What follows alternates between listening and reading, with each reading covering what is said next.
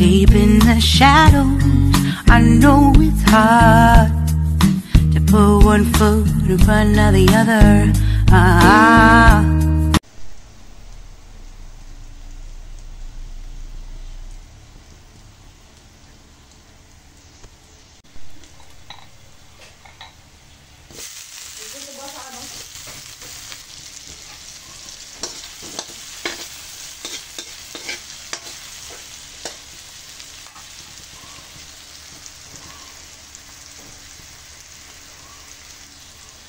Yan, papagisa natin sa bawang o sibuyas.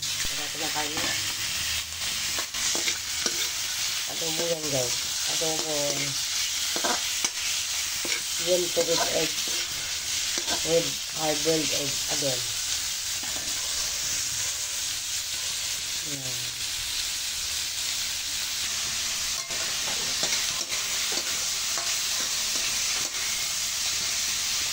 Baka, sobrang init. Lagyan ko ng paminta at saka magic. Ayan, paminta.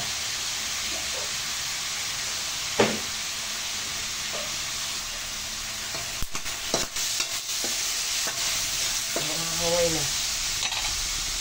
Lagyan na yung laurel, guys. Tapos, lagyan natin ng suka. Vinegar para may thrill ang ating adobo. Tapos soy sauce. Okay, maligro na. Okay, tapos lagyan natin ng kunting tubig yan, guys, kasi baboy yan, pork. Lagyan natin yung ating egg, diba? Adobong egg na may baboy kasi marami ang egg.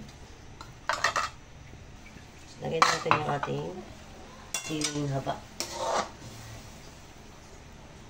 Siya pwedeng magtagal dyan kasi may batang ayaw ng maanghang. Okay, update natin na mamaya. Ayan, guys, malapit na siya maluto. Yan ang update natin. Medyo paanuhan ko lang ng konti.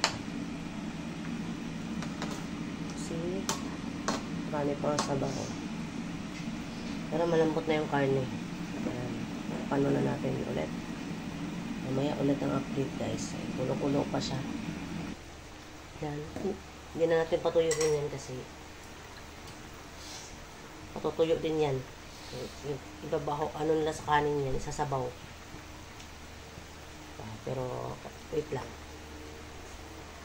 Yan, hindi pwedeng tuyo ang aking adobo. Kasi gusto nila may sabaw-sabaw. Simple lang yan. Ginisa lang natin ang ating bawang, sibuyas, luya. Ay, luya. Walang luya yan, guys, pala. Ano ba yan? Tapos, karne. Next is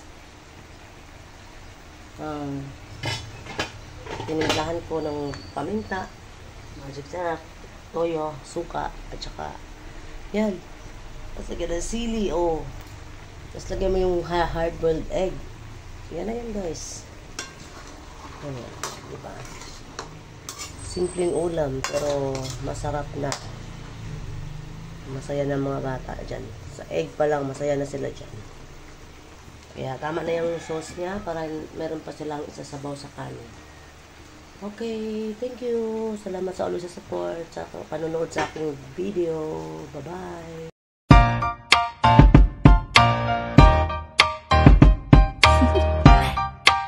Do you want to know?